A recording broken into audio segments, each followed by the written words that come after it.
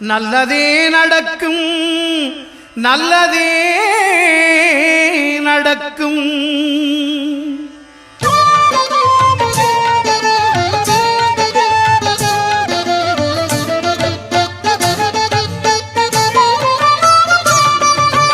ஒன்பது கோளும் ஒன்றாய் காண